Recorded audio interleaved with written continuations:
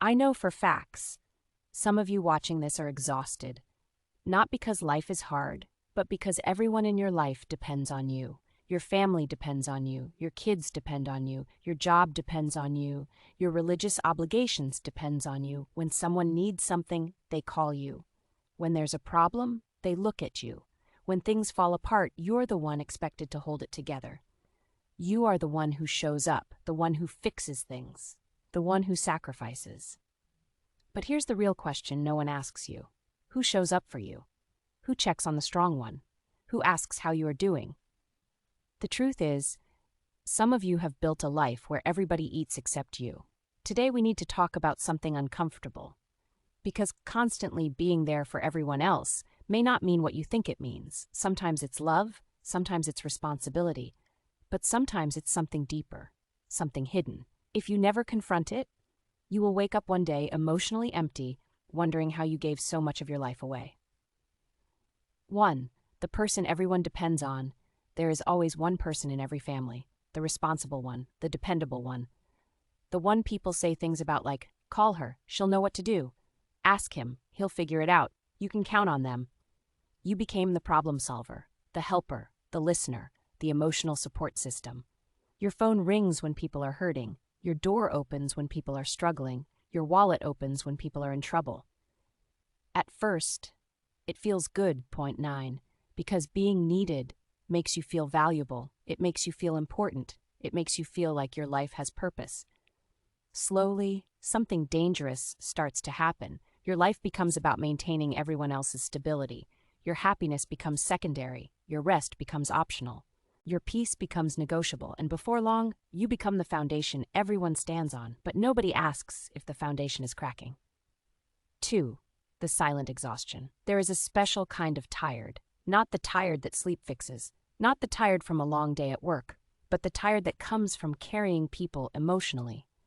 Some of you are tired of being the strong one, tired of being the mature one, tired of being the one who always understands, tired of being the one who always forgives, tired of being the one who always gives more.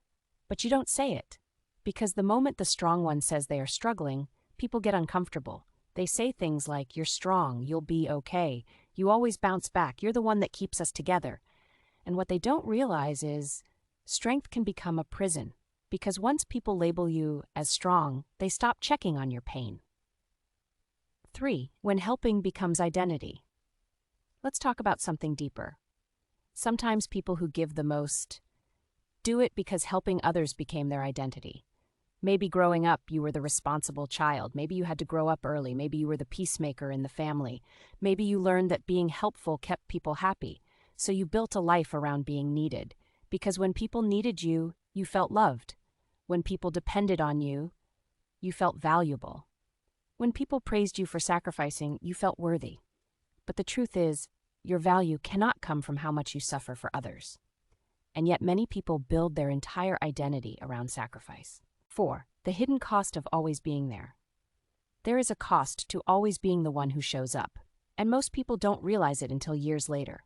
Let's look at what it can slowly take from you. Your emotional energy. When you're constantly supporting everyone else, your own emotions get pushed aside. You become the therapist, but never the patient. You become the shoulder, but never the one who cries. And eventually your emotions become suppressed, not healed. Suppressed. Your personal dreams. How many dreams have people quietly buried because they were too busy taking care of everyone else? How many businesses never started? How many passions never explored? How many opportunities passed by? Because someone needed you, because something came up, because life demanded more of you. Your sense of self. When you spend years pouring into others, you can forget who you are. Your identity becomes mother, helper, leader, provider. But who are you when you are not serving someone else? That question scares a lot of people because they realize they haven't asked themselves that in years. 5. When good people become emotionally drained. Now listen carefully. Being there for others is not wrong. In fact, it's honorable, it's compassionate, it's loving. But anything done without balance becomes destructive. Even kindness, even generosity, even service. Because if you give constantly without restoration, you will eventually run on empty. And empty people make decisions from exhaustion. They snap at people they love. They feel resentment toward people they once cared about. They start feeling unappreciated. Not because they are selfish, but because their emotional tank has been empty for too long. 7. The difference between love and self-neglect. Here is where we need clarity. Showing up for your family is good. Showing up for your kids is necessary. Showing up for your responsibilities is honorable. But there is a difference between love and self-neglect. Love gives from a full heart. Self-neglect gives from guilt, pressure, or fear. Love has boundaries. Self-neglect has none. Love says, I will help you. Self-neglect says, I will destroy myself to help you. And many people confuse the two. 8. A scenario. Many people recognize. Let me paint a picture. Imagine a woman who works full-time. She wakes up early, gets the kids ready, handles work responsibilities, then comes home and cooks, helps with homework, answers family calls, solves other people's problems, shows up at church, volunteers, supports everyone. But she hasn't had one quiet hour for herself in weeks. No rest, no emotional space, no reflection. Everyone praises her. They call her amazing, strong, selfless, but nobody notices she hasn't taken care of herself. Then slowly, she begins disappearing from her own life. 9. What healthy balance actually looks like. Healthy people understand something powerful. You cannot pour from an empty cup. You cannot give what you do not have. You cannot uplift everyone while slowly collapsing inside. So balance becomes necessary. Balance means you show up for others, but you also show up for yourself. You help people, but you also protect your energy. You love people, but you don't abandon your own needs to do it. Because the strongest people understand something many never learn.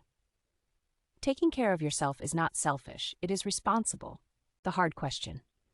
So the question is, if you are always there for everyone else, but never there for yourself, why? Is it guilt? Is it fear of disappointing people? Is it the need to feel needed? Is it the belief that your worth comes from sacrifice? Because until you answer that honestly, nothing will change.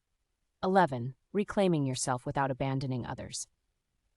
The goal is not to stop loving people. The goal is not to stop helping. The goal is not to become selfish. The goal is balance. You can be a great parent and still take time for yourself. You can serve your religious obligations and still protect your peace.